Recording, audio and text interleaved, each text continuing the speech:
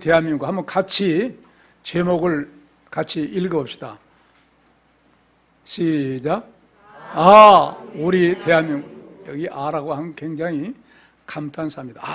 우리 대한민국. 그런 의미로 이제 말씀을 묵상해 보겠습니다. 우리나라가 1945년 8월 15일 해방이 되었습니다. 그것은 바로 미국과 일본의 싸움에서 미국이 이겼기 때문에, 원자폭탄을 히로시마에 떨었기 때문에 그날 일본이 손을 들고 일본은 우리나라에서 나가게 된 역사적인 놀라운 해방의 날입니다. 우리가 민족 해방의 날 무조건 해방이 되었다만 생각하면 안 돼요. 미국의 절대적인 은혜로 해방이 된 것이에요. 금년 이제 8월 15일은 75주년이 되었습니다. 제가 초등학교 가기 전 해에 해방이 되었어요. 그런 지 75년의 세월이 흘렀습니다.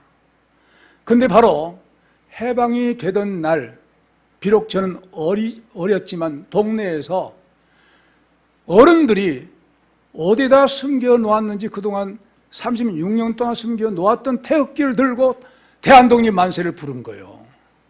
지금도 기억이 납니다. 그 시골이지만 태극기를 흔들면서 대한독립 만세를 불렀던 우리 동네 어른들, 참 대단히 감개무량한 날이었어요. 그 때를 즈음해서 태풍이 불었어요. 그 태풍을 해방바람이라고 합니다. 그런데 그 감격이 이제 우리는 계속 민족적으로 어떤 때에 계속하고 있었습니까? 올림픽 경기에서 우리나라 대표로 될 그 선수들이 1등을 해서 시상식에 딱 올라서면 먼저 태극기가 올라가잖아요. 1등은 태극기. 그리고 1등한 국가의 애국가를 연주합니다. 그 선수들이 태극기를 바라보면서 손 이렇게 가슴에 놓고 올리고 감격스럽게 애국가를 부른 모습을 보면 우리 동포들도 한국에 있는 우리가 텔레비를 보면서 얼마나 감격스러운 그런 감회가 넘치는 그런 기쁨을 맛보았습니까? 또 특별히 이제 바로 몇 년 전에 한일 월드컵 대회 때 2002년이죠. 한국과 일본에서 개최될 때 어떠했습니까? 모든 사람들이 시청의 광장에 모여서 대한민국 박수치면서 다다다 작작 하면서 그 대한민국 선수들을 응원한 그 감격. 그러다가 이제 우리가 4등 되었습니다. 골이 들어가면 얼마나 벙벙 뛰면서 감개무량한 그 기쁨을 맛보았습니까? 바로 역시 놀라운 그런 역사, 그리고 이런 큰 대회를 우리 한국에서 치르면서 이 조만 나라가 온 세계에 알려진 거예요. 선전 효과를 대단히 이제 나타난 광고 효과가 된 거예요. 그런 가운데서 대한민국은 아주 널리 알려지게 됐는데, 찬란한 문화 역시 대한민국이라는 사실이 이제 널리 전파되게 되었습니다.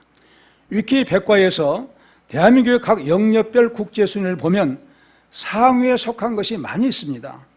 세계 경제 순위를 보면 2019년 기준으로 한국은 12번째 경제 수준을 말하고 있습니다. 우리나라는 선진국 기준으로 여겨지는 30 내지 50 클럽에서 세계 7번째로 가입되어 있다는 사실입니다. 바로 그것은 30에서 50 클럽이란 국민 소득이 3,000달러이면서 인구 5천만 이상인 국가를 말하는데, 우리나라를 뺀 6국은 미국, 일본, 독일, 영국, 프랑스, 이탈리아, 그리고 우리 한국입니다. 중국은 거기 들어가지 않아요. 그래서 얼마나 우리나라가 지금까지 발전해 온 것을 보여주고 있는 현실입니다. 또한 세종대왕이 창제한 한글은 또 어떻습니까? 세계 언어학자들이 인정한 한글입니다. YTN 사이언스에서 과학으로 보는 한글에서 가장 과학적인 문자, 세종대왕의 걸작이라고 소개한 내용을 보면은 지구상에는 약 7,000개의 언어가 있다고 합니다. 이를 기록하기 위한 문자는 약 400종이 있었던 것으로 확인됩니다. 현대까지 살아남은 유효성을 유지하는 문자는 한글을 포함해서 30여 종 된답니다. 유엔은 세계적으로 문명 퇴치에 기여한 인물이나 단체 해마다 상을 주고 있는데 이 상을 세종대왕상이라고 합니다. 유엔에서 세종대왕상을 주고 있는 거예요. 그런데 국제기구가 특히 국가의 왕명으로 시상하는 것은 세종대왕상이 유일하다고 합니다. 그래서 바로 한글은 전 세계에서 가장 단순하면서도 가장 훌륭한 글자이다. 세종대왕은 한국의 레오나르도 다빈치다. 레오나르도 다빈치는 유명한 화가입니다. 유명한 예술가예요. 그렇게 말한 사람은 바로 플리처상과 노벨 문학상을 받은 미국의 소설가 펄벅이 남긴 말입니다. 최후의 만찬 우리가 알죠. 이제 또 모나리자 그 유명한 그림을 이제 레오나르도 다빈치라는 사람이 그렸는데 세계적인 유명 인사 그럴 만한 세종대왕이다. 근데 많은 사람들이 뭐 세종대왕이 만들었겠냐, 신하들이 만들었겠지, 아니라는 거예요. 신하들은 오히려 반대했다는 겁니다. 그 역사를 보면은 오히려 세종대왕이 굉장한 의지를 가지고 살아가는 백성들이 한문 때문에 글자를 잘 못 쓰고 어려우니까 우리나라 말을 만들자는 의지를 가지고 성공시켰다는 거예요. 그런 가운데 그런 차원에서 세종대왕은 위대한 왕입니다. 자, 그런 면에서 뛰어난 이 한글은 이제 훈민정음으로 반포된 이래로 600여 년이 지난 오늘까지 우리는 한글을 사용하고 있는데 우리 민족만이 사용한 것이 아닙니다. 이제는 세계로 뻗어나가고 있어요. 그래서 뛰어난 과학성과 논리성 그리고 모든 백성들이 자신의 뜻을 이루며 살기를 바랬던 세종의 애민정신이 담겨있는 한글은 문자 이상의 문자라는 것이에요. 생각해 보세요. 예수란 말을 영어도 잘 못해가지고 지 써서 그래요. 원문 그대로는 예수예요. 일본 사람은 중국 사람은 야소 그래요. 제대로 발음을 못한 거예요. 우리나라 말은 모든 문자를 그대로 표현할 수 있는 정말로 아름답고 특이한 자랑스러운 우리 한글 그리고 우리 언어입니다. 우리는 그대로 해요. 그대로. 예수, 그리스도. 근데 영어는 뭐라요? 크라이스트 바꿔줘 버려요. 크라이스트가 뭡니까? 생각해 보세요. 영어는 크라이스트라고 해요. 우리는 그냥 그리스도. 원문 그대로 그리스도. 히브리어 메시아, 그대로예요. 다른 나라 사람들은, 다른 나라 언어는 제대로 발음을 못해요. 우리 한글, 그리고 우리 한국 사람만이, 이제 한국의 언어로만이 어떤 나라 말도 그대로 표현을 합니다. 대단한 우수성을 가진 우리 한민족의 언어와 글자인 줄로 믿습니다. 하나님의 놀라운 복 아닙니까? 축복을 해주신 것이죠. 그래서 한류 문화는 세계 문화로, 한류 문화로 이제 뻗어가고 있어요. 그 다음에 또 세계는 코로나19로 말미암아 그건 중국의 우한에서 시작된 병이죠. 그런데 그 병이요, 제가 아는 바로는 군대에서 박쥐와 다른 균과 교합을 했답니다. 생각해보세요. 성경은 모든 것 콩은 콩대로, 팥은 팥대로, 개는 개대로, 소는 소대로 전혀 잡종하지 말라는 거예요. 종류대로 그래요. 잡종시킨 거예요. 그래가지고 이게 그 실험소에서 이제 번진 거예요. 그래서 세계 사람들을, 많은 사람들을 죽게 만든 원인이 바로 중국 군대에 속한 과학 실험실에서 이제 시작되는데 그 과학자가 미국으로 망명해서 이걸 발표한 겁니다. 그래서 저도 알게 된 거예요. 그런데 이렇게 우한으로 인해 이제 코로나 때문에 많은 사람들이 고생을 하고 있는데 미국에서는 한 사람당 800만 원이 든답니다. 우리나라는 어때요? 얼마든지 알고 있어요? 몰라요. 그냥 국민 의료보험 제도에서 그냥 해결해 준 거예요.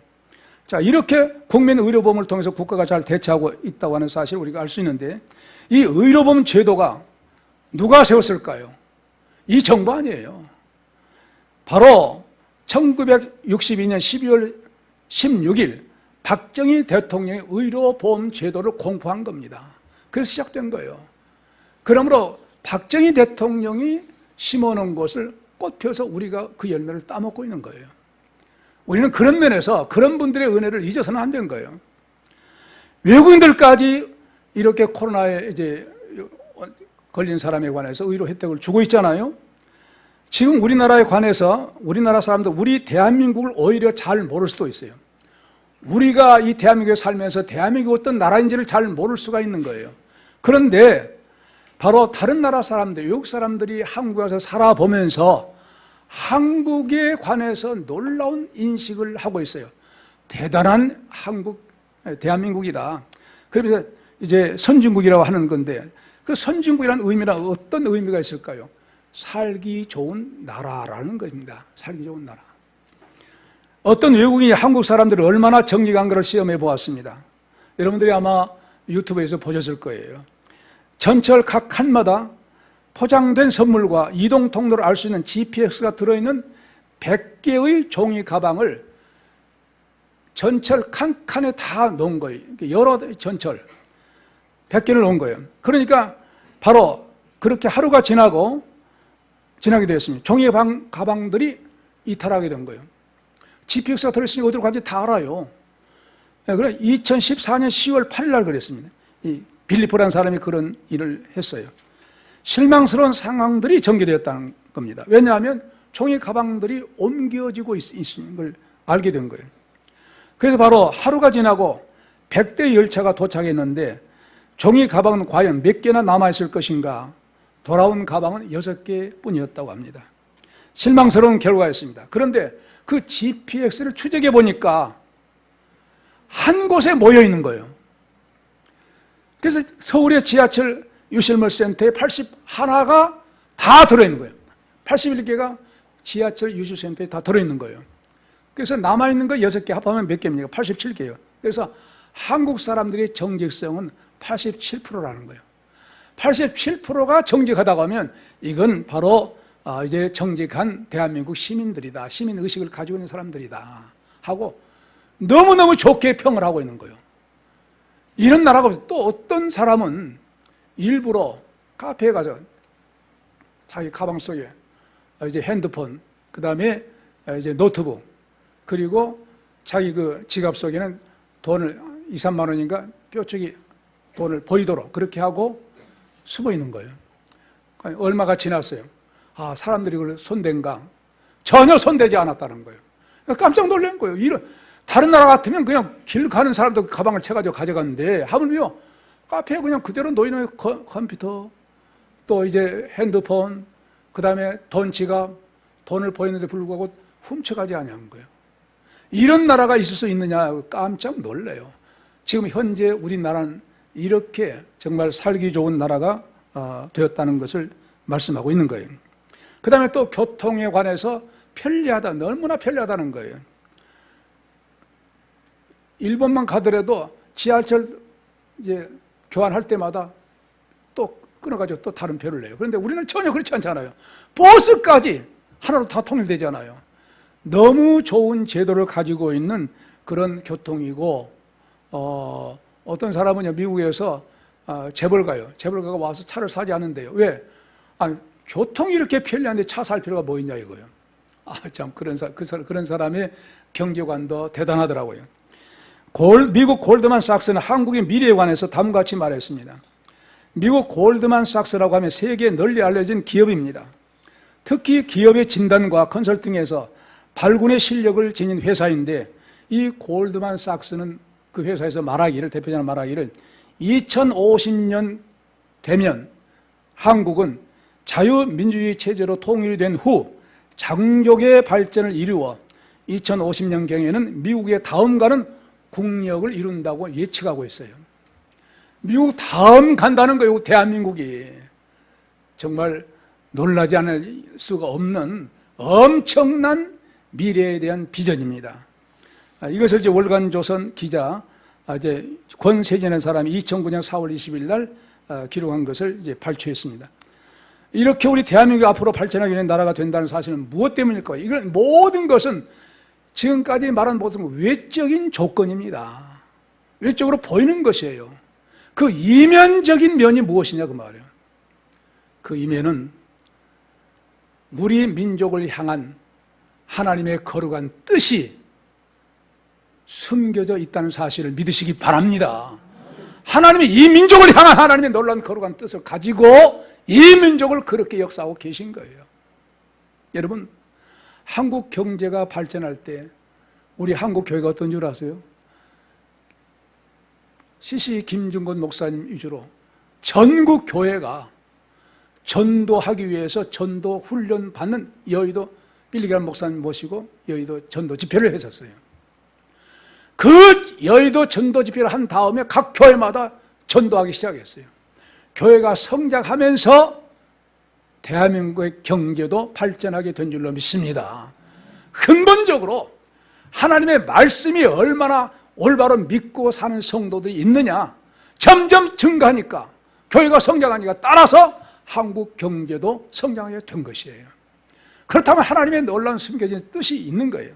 그래서 바로 오늘 이제 한민족을 향하신 특별한 하나님의 뜻이, 그 하나님의 뜻을 이사야 선지자의 말씀을 통해서 조명해 보고자 합니다. 저처럼 일어나라 빛을 발하는 거예요. 60장 1절 다시 한번 읽겠습니다. 읽읍시다. 시작. 일어나라 빛을 발하라. 이는 내 빛이 이르렀고 여호와의 영광이 내 위에 임하였음이라. 아멘. 여기 제 원문을 제가 다시 번역하면, 너는 일어나라, 너는 빛을 발하라, 주의 빛이 임하였고 여호와의 영광이 내 위에 임하였기 때문이다 라는 그런 말씀이에요. 근데 이 말씀에서요, 빛이란 말씀을, 너는 일어나, 너는 빛을 발하라 하잖아요. 그 빛이란 말씀이 넷째 날 하나님께서 뭘 만들었어요? 1월 성신 광명체들을 만들었어요. 해와 달과 별들을 넷째 날 창조했어요. 그런데 그 넷째 날 그 빛이 어떤 빛으로 왔느냐?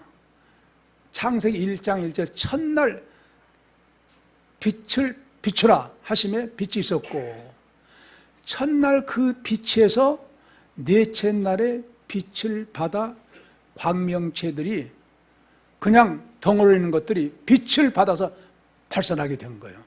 이게 넷째 날의 빛입니다. 원문은 그런 것을 알아요. 그래서 광명체들이라고 한 것은 빛으로부터라고 한 말이 있어요. 광명체들 그 자체가 원문에서는 빛으로부터, 어떤 빛? 창세기 1장 1절의 빛으로부터 받은 광명들이라는 사실을 명확하게 기록하고 있어요. 그러므로 오늘 이 말씀에서 놀라운 사실은, 너는 빛을 비추라고 할 때 넷째 날의 빛이냐 첫째 날의 빛이냐 우리가 알아봐야 될 것 아니에요? 첫째 날의 빛이에요. 광명체들로부터 만들어진 그 빛을 비추라는 것이 아니에요. 첫째 날의 빛을 비추라. 똑같아요. 오늘 이사야 60장 1절의 그 빛이 창세기 1장 1절의 빛하고 똑같은 원문이에요. 그렇다고 하면, 자, 첫째 날에 이 빛을 받은 자, 첫째 날에 빛을 받은 자, 너는 일어나라. 너는 창조의 첫째 날에 그 빛을 발하라는 거예요. 그 다음에 나온 말이 무슨 말입니까? 바로 주의 빛이 임하였고, 그런 말입니다.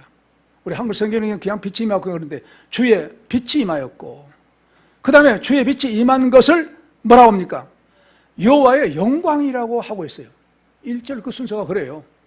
그리고 여호와의 영광이 어쨌다는 거예요? 내 위에 임하였다는 거예요. 이건 놀라운 사실입니다. 그러면 요한 1서 1장 5절은 하나님은 빛이시라고 했어요. 물론 하나님 창조하셨으니까. 그리고 세례 요한은 그는 빛이 아니요 이 빛에 대해 증가로 온 자라고 요한복음 1장 8절에 말씀하고 있어요. 그러므로 예수 그리스도는 빛을 창조하는 그 빛 자체이신 줄로 믿습니다. 모든 빛은 예수 그리스도 빛 대신 예수님께로부터 나온 것이라 그런 말입니다. 그렇다고 하면 너는 일어나라. 너는 너는 그 빛을 발하라 한 말씀은 무슨 말씀일까요? 너는 예수 그리스도의 복음의 빛을 받았으니 그 빛을 발하라고 한 줄로 믿으시기 바랍니다. 그 빛을 발하라는 거예요. 이런 촛불이나 혹은 해 그런 빛이 아니고 주님의 빛을 받았으니, 우리가 예수 그리스도를 믿는다고 하는 사실은 주님이 들어오신 거예요. 주님은 진리시고 빛이시고 생명이시니까, 창조주시니까 그 빛이 우리에게 들어온 거예요. 그래서 우리가 세상의 빛이라고, 너희 세상의 빛이라고 말하면서 세상의 빛 노릇하라고 말씀하고 있지 않습니까? 빛, 그 빛. 그러므로 창조 때 빛을 창조하신 그 빛, 그 빛을, 빛의 자체가 되신 예수 그리스도, 그 복음, 그 복음의 빛을 비춰라, 이런 말씀으로 이해할 수 있기를 바랍니다. 이렇게 바로 한민족은, 대한민국의 적용해서 보면 이 한민족은 이 빛을 인류 역사 초기에 받은 민족입니다. 그 증거가 무엇이냐? 창세기 11장에 기록된 니므롯이 당시에 적그리스도로 활동한 거예요. 노아의 증손자입니다. 그 아버지는, 그 할아버지는 누굽니까? 노아를, 그 아버지를 기분 나쁘게 한 거예요. 아이고, 아버지, 형제들 들어가 봐. 아버지가 술 자시고 막 온전히 홀딱 벗고 있어. 아, 정말 보기 사나워. 흉본 거예요. 그걸 들은 거예요. 술 깰 쯤에 그 함이 들어가서 받는 거예요. 그러니까 셈과 함이, 야벳이 뒷걸음질 쳐서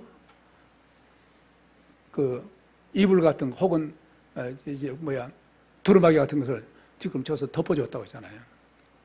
놀라워요. 두 사람이 똑같이 그렇게 아버지의 알몸을 숨기게 덮어줬는데, 수치를 덮어줬는데 왜 셈이 또 더 복을 받냐고 말이에요. 먼저도 말씀드린 바가 있습니다만, 그 혼이불을 덮을 것을 누가 먼저 잡았느냐 차이예요. 원문에는 그게 나와요. 한글은 모르죠. 셈이 먼저 잡고 그 다음에 야벳이 궤떡 거들어준 거예요. 그걸 보고 셈에게 하나님께 엄청난 축복을 한 것이죠. 우리가 정말 하나님의 말씀대로, 정확한 하나님의 말씀대로 셈처럼 살면 복을 받게 될 줄로 믿습니다. 이런 놀라운 역사예요. 그런데 이 증손자가, 함의 증손자가 니므롯이 기운이 셌던가 봐요. 굉장히 그러므로 그냥 싸움도 잘하고, 그러니까 그 사람이 모든 사람 동원해가지고 바벨탑을 쌓은 거예요. 우리가 이제 물 심판을 받았으니까 높은 탑을 쌓으면 물로 심판해도 우리가 안 죽을 것 아니냐 하면서 한 거예요. 이미 노아에게 뭘 줘요? 무지개를 줘가지고 다시는 물로 심판하지 않겠다 했는데, 했음에도 불구하고 말씀을 떠나버리고 바벨탑 쌓은 거예요. 근데 바벨탑 쌓은 그 높은데 이제 이르지 않은 그 마을 가운데에서는 통치자라는 의미도 있어요. 지가 통치가 되겠다는, 그래서 왕이 된 거예요. 그러므로 하나님을 항거한 적그리스도입니다. 그 적그리스도가 있는 바벨탑 지역에, 이거 메소포타미아 지역인데, 메소포타미아 지역은 바벨탑 싸움으로 우상의 본거지가 된 거예요. 우리 한민족의 조상, 욕단 조상은 그 바벨탑을 쌓은 메소포타미아 지역을 떠나 최초로 찬송가를 부르면서 동북쪽으로 해서 시베리아 벌판 통해서 백두산에 이르러 이제 천도해서 백두산에서 하나님 앞에 제사를 드린 거예요. 제사 받은 내용이 뭡니까? 하나님께 하늘의 문이 열렸다. 그래서 우리 그 내려온 그 말이 뭐예요? 개천절이에요. 하늘문을 열고 하나님께 이 제사를 받으셨다. 개천절. 이 나라, 이 민족이 하나님 앞에 제사 드림으로 시작된 줄로 믿습니다. 그런 민족이에요. 그래서 바로 그들이 그 바벨탑, 우상의 본거지가 있는 그곳을 떠나오면서 부른 찬송가가 알이랑입니다. 알이랑. 우리는 알이랑 그러죠? 근데 알이랑이에요. 알이랑이 알이랑으로 바꿔준 거죠. 알은 무엇이냐? 창세기 14장 20절에 엘이라는 말이 있어요. 엘, 하나님이란 거예요. 그래, 이랑 함께, 하나님과 함께, 그런 말입니다. 하나님과 함께. 하나님과 함께하는 이 아리랑 찬송가를 부르면서 백두산까지 와서 우리 한민족이 이제 삼천리 금수강산에 이제 우리 한민족 조상이 욕단 조상이 오게 된 거예요. 그래서 아리랑 아라리랑 고기를 넘어간다 한 말은 하나님과 함께 고개를 넘어간다는 그런 의미입니다. 아리랑은 창조주 하나님을 섬기던 한민족이 고개를 넘어간다는 말은 알타이 산맥을 넘어 이 땅에 오기까지를 말한 것입니다. 그러니까 나를 버리고 가시는 님이란 바벨탑을 쌓음으로 창조주 하나님을 불신하고 배척하고 떠나간 사람들을 의미한 거예요. 심리도 못 가서 발병 난다. 나를 버리고 가시는 님이란 하나님을 버리고 가시는 님은 심리도 못 가서 발병 난다는 말은 저주하고 욕하는 말이 아닙니다. 발병이 나서라도 하나님께 돌아오기를 바라는 바로 굉장한 열망을 가진 회귀 원망의 연정이라고 그렇게 말합니다. 하나님 앞에 돌아오라. 발병이 나서라도 하나님 앞에 돌아오라. 우리는 믿는 사람들 뭐라고 합니까? 어디에 발꿈치만 조금 어디 찧어도 뭐라고 합니까? 여러분 뭐라고 해요? 뭐라고 합니까? 뭐라고 하네요? 아이고 주여. 아프다는 그 표시나네. 그러면서 누구를 생각해요? 예수님을 생각하잖아요. 나는 이렇게 조금만 다쳐도 아픈데 예수님 얼마나 십자가에서 고통을 당하셨을까? 그런 그 의미가 그런 뉘앙스를 풍기고 있는 말이 발병 난다는 그런 말. 발병 나면 돌아오라. 하나님을 떠나지 말고 다시 돌아오라 하는 그런 의미로 이제 노래를 한 내용이라는 것이. 그 다음에 청천 하늘에 잔별도 많고 우리네 가슴엔 수심도 많다. 이 2절에 부른 하늘의 잔별만큼이나 우리 가슴엔 수심이 많다고 하는 것은 유일신 하나님을 섬기어야 할 백성들이, 그 자손들이 하나님을 떠난 탕자들이라고 하는 사실을 알고 있는 거예요. 그러므로 그들은 발병 나서 이제 가슴에 수심도 많지 않느냐, 하나님을 떠나니까 그러므로 돌아오라 하는 그런 의미로 이제 이 아리랑도 찬송가에 거룩한 근심을 포함하고 있는 내용입니다. 그래서 아리랑 하나님과 함께, 오직 유일신 하나님과 함께 이제 하나님과 함께 뭐냐? 임마누엘 신앙이죠. 임마누엘 신앙으로 바벨탑 그 메소포타미아 지역을 벗어나서 북동쪽으로 백두산에 이르기까지 천도에서 한반도 이런 조상이 우리 한민족의 욕단 자손인 줄 믿습니다. 욕단을 뭐라고 합니까? 당군이라고 하죠. 이건 당군 아니에요. 욕단이에요. 정확하게. 그래서 바로 노아 홍수 이후에 그렇게 철저한 유일신 신앙을 가지고 하나님과 함께 고개, 어떤 고개냐? 파미르 고원, 천산 산맥, 알타이 산맥을 넘어서 동방으로 천동해서 하나님을 섬기는 신앙으로 살기 위해서 셈의 셋째 아들 아르박삿의 손자 에벨의 둘째 아들 욕단의 자손이 우리 한민족의 조상으로 대한민국의 백성들의 조상이 된 것입니다. 그래서 바로 이 고조선의 역사는 우리나라의 역사에 나옵니다.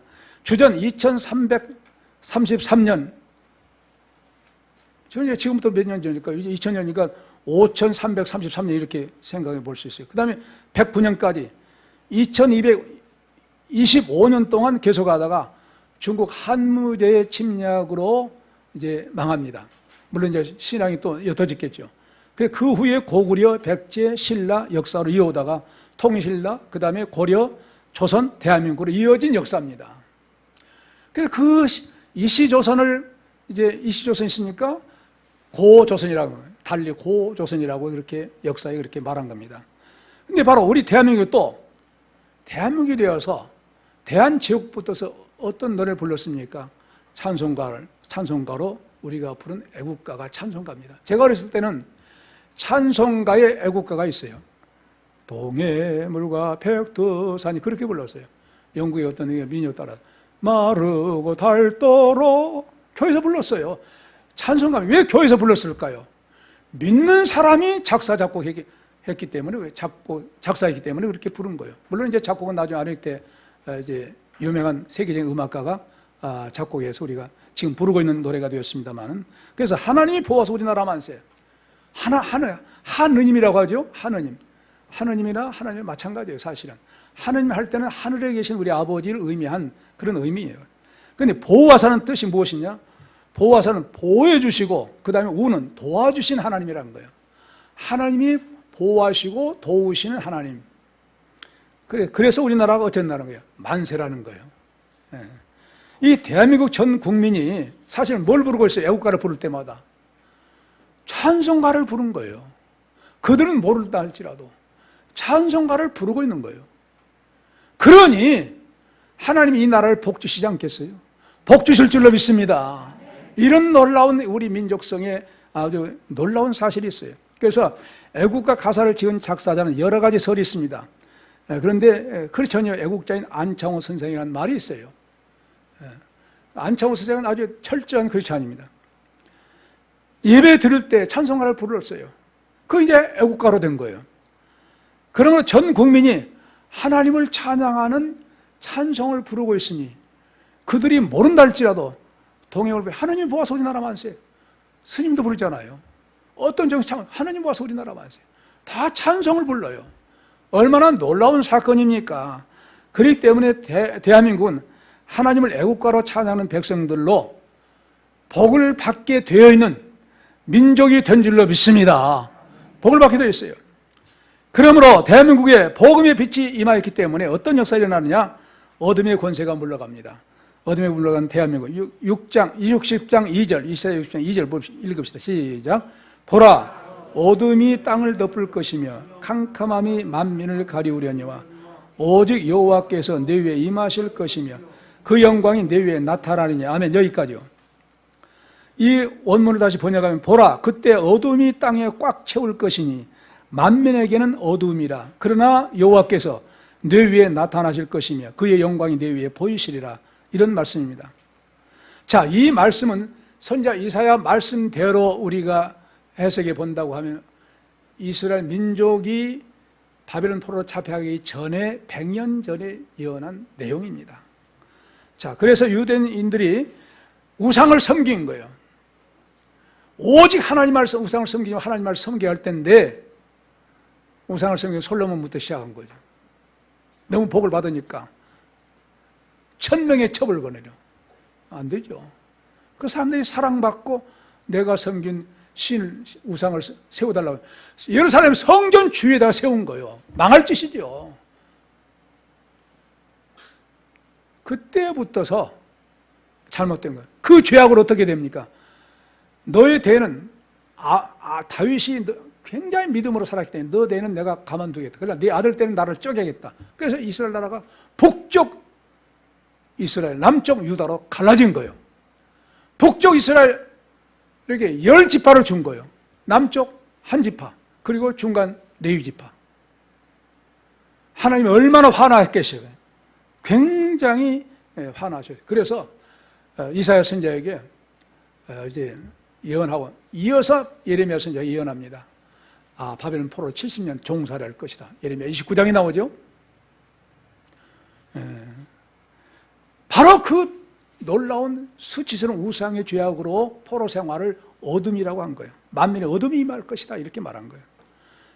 이사야 선지자는 미리 예언한 거죠. 100여 년 전에. 그러나 뭐라고 하냐? 내 위에 여호와께서 내 위에 나타날 것이며 그 영광이 내 위에 이제 보이시리라. 어떻게 되었습니까? 예레미야 선지자를 통해서 뭐라고 합니까? 예레미야 29장에 포로 잡혀간다 할지라도 다시 70년이 차면 돌아오게 할 것이다. 할렐루야! 돌아오게 하시는데 하나님 그럴지라도 너희는 내게 부르짖어 기도하라. 그러므로 누가 이 말씀을 깨닫고 기도하기 시작한 것입니까? 다니엘, 포로로 잡혀간 다니엘이 예레미야 29장을 보고 아하! 70년이 되면 다시 우리를 돌아오게 복으로 돌아오게 하신다. 이 말씀을 붙잡고 하루에 3번씩 예루살렘을 향해 창문 열고 기도해서 그 결과로 그 바빌론을 멸망시키고 메데파사로 일어나서 메데파사의 왕을 통해서 이제 귀국하도록 해서 하나님께서 그 말씀을 이루어 주신 줄로 믿습니다. 이스라엘 민족에 적용하면 그런 내용이에요. 자, 그런데 이 말씀을 우리나라에 적용해 봅시다. 이사야 선지자의 말씀 우리나라의 대한민국의 역사에 적용해 보면 어떤 역사로 하겠습니까? 일제 때 천주교는 말할 것도 없고 먼저 우상을 섬기고 감리교에서는 1936년 6월 신사참배 방침을 세워 1938년 9월 3일에 총독의 통고문을 보고했습니다. 우리 신사에 절하겠습니다. 그 다음에 장로교에서는 1938년 9월 9일, 언제나 저쪽에 역사를 보세요. 구자가 들어가요. 구자는 열에서 모자란 거, 사탄의 수제. 9월 9일에 평양 서문박 교회에서 제27회 총회가 회집되어 신사참배를 결의하였던 것입니다. 당시에 총독 당국은 신사참배 결의를 총회 석상에서 통과시키도록 하기 위해서 백방으로 손을 뻗쳤어요. 그래서 바로 총회 개회 전에 그 신사참배를 아주 반대하고 있는 주기철 목사님, 이기선 목사님, 최정민 목사님, 김선도 목사님, 여러 목사님과 박관윤 장로님, 이 사람들이 가둬버린 거예요. 총회 참석 못하게 가둬버린 거예요. 아니요! 하고 손 들거든요. 가기로 할 때. 가둬버린 거예요. 그러나 이제 당시에 총회자 홍택기 목사님은 전신을 떨면서 부들부들 떨었다. 하나님의 말씀이 어긴 말씀이니까 우상 성경이 하나님께 가만두겠어요. 떨면서 신사참배가 가하면 예하시오 하고 아니면 아니라고 하십시오 해야 되거든요. 그 말을 하지 않고 예하시오 하고 끝났다는 거예요. 땅땅땅. 그런데 그 교회당에는 형사들이 와서 지키고 보고 있었던 거예요. 그런 가운데 한 분이 아니오를 했다는 거예요. 아니오. 불법이라는 거예요.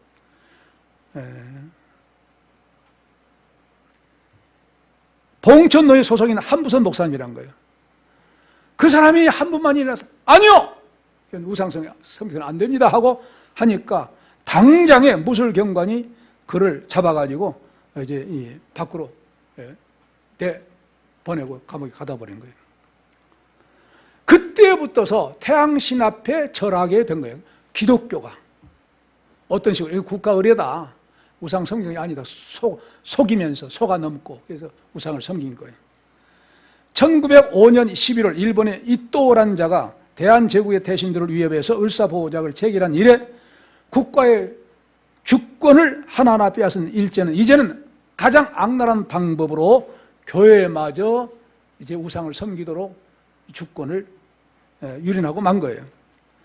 귀신에게 절하도록 했으니까 기독교가 엄청난 죄악을 진 것이죠. 하나님께서 가만두겠습니까? 얼마나 노하셨겠어요. 이 죄악으로 말미암아 대한민국은 1945년 8월 15일 해방되었습니다. 8월 15일 날 대한민국은 정부가 영토 국민 주권이란 3요소를 온전히 갖춘 진정한 국가가 정부가 탄생된 거예요. 정부가 탄생될 때는 반드시 이제 세 가지 영토가 있어야 된다. 영토, 땅이 있어야 된다. 그 다음에 국민, 거기 사는 국민이 있어야 된다. 그 다음에 주권이 있어야 된다. 여러분 보세요. 월남이 멸망할 때 백성들과 땅은 그대로 있었어요. 그런데 대통령 이런 사람들이 피난해버린 거예요. 그러니까 자유월남은 멸망해버린 거예요. 땅과 국민들은 그렇게 있는데 지도자들이 대통령이 이런 정부 요소들이 도망쳐버린 거예요. 그래서 그 나라가 멸망한 겁니다. 근데 이런 사실로 인해서 확실히 정부의 세 가지 요소가 있어야만 정부인 거예요. 그런데 이 대한민국 정부 탄생을 현 정부는 부정해버려요.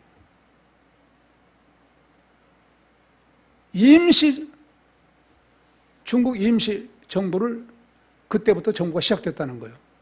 그럼 거기에 일부만 있어요. 중국, 우리 상해 우리 국민들이 거의 다 살았습니까? 아니잖아요. 주권을 가지고 있었어요? 주권 없었어요. 도망치면서 그렇게 해서. 근데 그것을 정부 탄생이라는 거예요. 왜 그럴까요? 이승만 대통령의 업적을 무시하기 위해서. 철저히 무시하기 위해서. 그래서 좌경 정부예요. 잘못된 정부예요. 대한민국 탄생 2년이 지난 1950년 6월 25일 새벽 4시에 김일성이 공산주의 도당들이 남침해서 많은 백성들이 죽게 된 거예요. 우리만 죽었으면 우리 민족만 죽었습니까?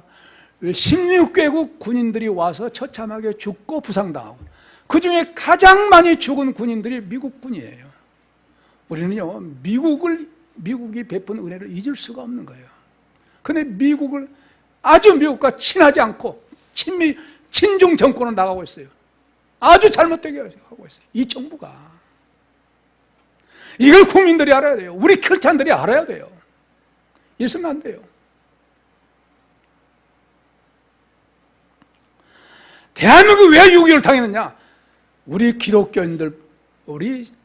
기독교가 신사참배, 우상을 섬기기로 결의한 죄악이 하나님께서 6.25 참화로 징벌하신 줄로 믿습니다. 저는 그렇게 봐요.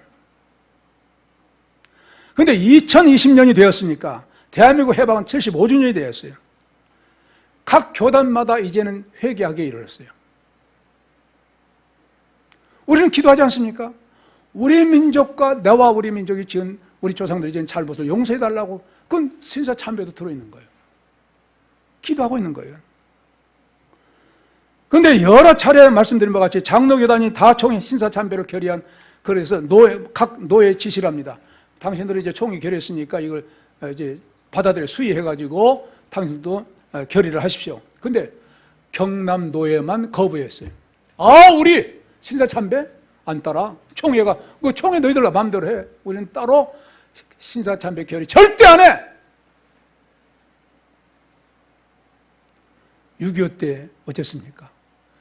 그 지역, 부산만 하나님이 전쟁 참화 속에서도 보호해 주신 줄로 믿습니다. 왜 아멘이 적어요? 보호해 주신 줄로 믿습니다. 건설을 아멘 해야지. 신앙 지키니까 하나님이 전쟁 때 지켜줘. 이것이 하나님의 놀라운 역사예요. 우리가 신앙 잘 지키면 하나님이 절대적으로 보호해 줄 줄로 믿습니다. 이 신앙 가지고 승리하시기 바랍니다. 놀라운 사실이에요. 이렇게 하나님께서는 신사참배 죄악을 6.25 전쟁으로 징계하신 거예요. 이제는 적그리스도의 공산주의자들의 세력이 물러가고 이북에 살고 있는 대동포들을 구원할 때가 이제 되어가고 있어요. 그러므로 제2광복절이 이루어져야 할 때를 이제 앞으로 우리가 가야 됩니다. 통일이 빛이 비추는 대한민국, 이제 3절 읽어봅시다. 60장 3절 같이 읽읍시다. 시작. 열방은 내 빛으로, 열왕은 비추는 내 광명으로 나오리라.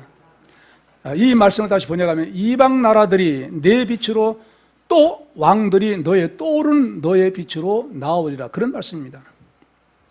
이 말씀을 대한민국에 적용해 보면 오늘날 대한민국에 살고 있는 우리 국민, 국가, 경제, 정치, 종교 전반에 걸쳐 하나님의 복을 받고 살고 있습니다. 영적으로는 암흑기에 살고 있어요. 그 사실은 코로나19로 우리가 암흑시대를 살고 있다는 것을 생각할 수 있어요. 이 정부가 사회주의로 기울어지고 있어요. 어제 광복회장 김원웅 씨, 못된 사람입니다. 못된 사람이에요. 이 사람이 1945년 8월 15일 탄생된 것을 부정한 연설을 했어요. 이제 이 제주도에서 8.15 광복절 75주년 기념 예식을 하는데 김원웅 이 광복절 회장의 연설을 받아가지고 대독한 제주도 대독한 사람이 그 대독했어요. 대독하니까 그 내용은 이승만 대통령을 부정한 거예요. 정부 수립을 부정해버린 거예요. 나쁜 사람이죠. 그러니까 제주지사 원희룡 씨가 믿는 사람입니다.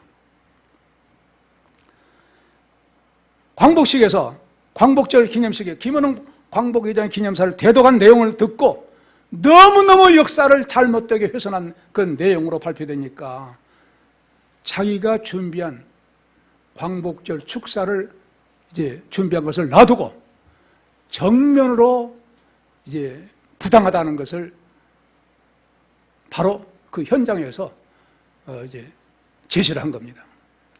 물론 공과가 있다. 누구든지 공과가 있다.